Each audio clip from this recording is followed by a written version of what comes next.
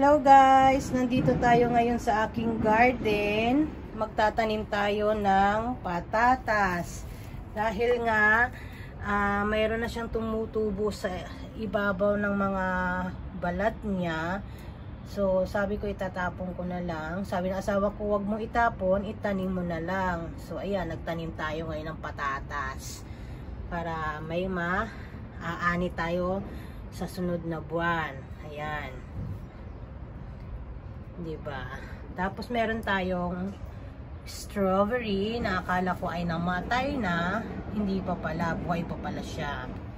Nagdadahon na siya. Ayan, isa pa ito. Dumaming kanyang dahon. And then, i-flex ko na rin po yung ating sitaw. Nagtutubo na rin po siya. Yung ating second batch yan na tinanim. Tapos ito naman, kamatis. Hula ko talaga kamatis to kasi malilit yung buto yung tinignan ko. Tapos ito hula ko siling bell pepper or siling labuyo, hindi ko alam kung anong natanim ko dito, basta nilagay ko na lang dyan. And then ito, flex ko yung halaman ng aking biyanan na talagang inalagaan ko. Ayan, hitik na hitik siya sa mga dahon. Ayan, hindi ko alam kung anong tawag dito, pero sabi ng asawa ko lucky tree daw ito So kailangan kong alagaan talaga ito kasi sabi niya lucky tree. So pag may lucky tree tayo sa bahay, alam nyo na yun, maraming pasok ng pera. Mukha tayong pera pasensya na. Mukha tayong pera Ayan. Then, i-update ko kayo dito sa ating sitaw na nalipat ko na sa malaking paso. Ayan. Diyan ko talaga siya nilagay para dito naman ay mapapagapang natin siya. So, ayan. Ito po yung net niya na paggagapangan niya ng mga sanga-sanga pag humaba na siya. Ayan. Ito po yung ating mga sitaw. Nilipat ko na rin po siya kasi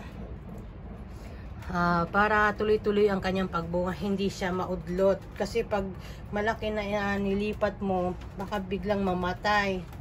So, ayan. And then, update ko na rin kayo dito sa aking talong na akala ko ay namatay na. Naprank niya ako.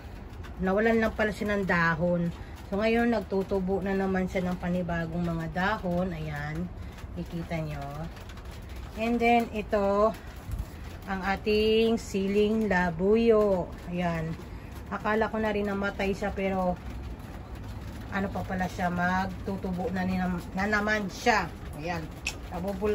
Nabubulol tayo sa Tagalog ni Mills. Yan. Ito lang po yung aking munting garden. Ay, yung mga bakante na yan ay paglalagyan ko ng sitaw po yan. So, ayan, may mga nakaabang na siya na gagapangan niya. Yan lang po yung ating munting garden. Hindi pa tayo talaga totally nakakapagtanim ng madami kasi nagpapatubo pa lang tayo. Ayoko kasing bumili kaagad ng gusto ko yung talagang pinaghihirapan ko talagang itanim. So yan lang po yung ating mga garden. Pasensya na kayo sa aking garden at madumi po siya kasi hindi magandang tingnan dahil wala pang mga tanim na nakalagay. So, ayan lang po ang ating munting garden. Janem, minasang, bye-bye, sayonara!